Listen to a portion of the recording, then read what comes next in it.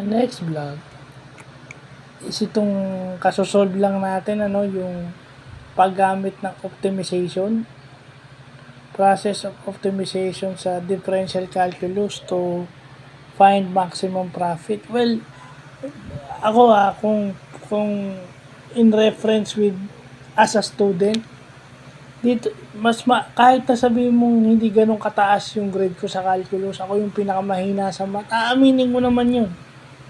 Pero mas ma-appreciate ko to kasi pagdating ko sa work, pag nagtrabaho ko, programmer ako, pero pag gagawa ako ng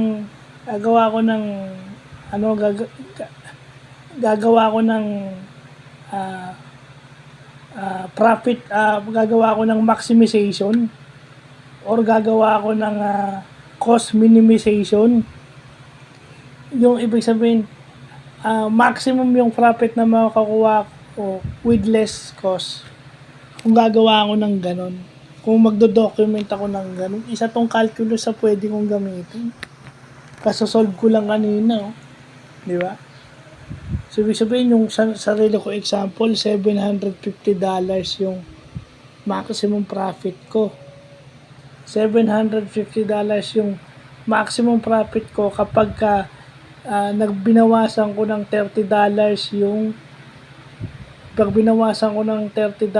yung mga machines na tinitinda ko at may nabebenta pang nadadagdagan pa ng 3 yung benta ko pag binawasan ko siya ng $30. Yun yung ginawa ko sa sarili ko example.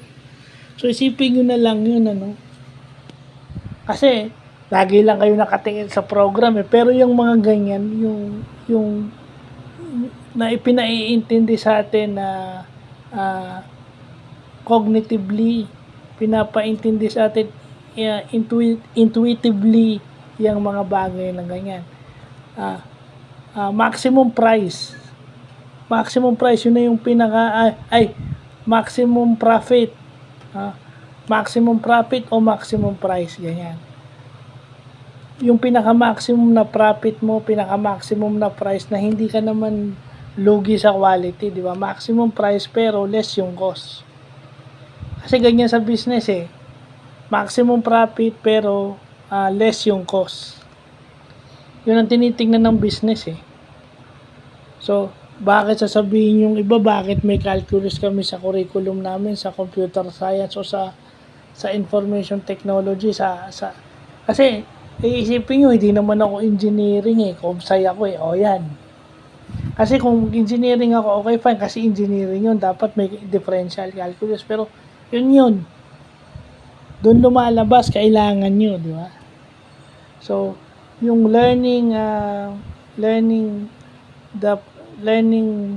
to solve max profit by using optimization, malaking tulong yun sa atin. Yun yung nakukuha nating added skill. Skill yan added skill yan. Mas lalo nating maiintindihan yung mga chief finance officer, chief technology, hindi yung mga chief finance officer o yung mga CFO, kung bakit sila nag-a-arrive sa ganong decision. Bakit kailangan nilang bawasan ng certain amount para mas marami yung ibebenta nila at kita na nila agad yung kanilang maximum profit. So, yun lang po.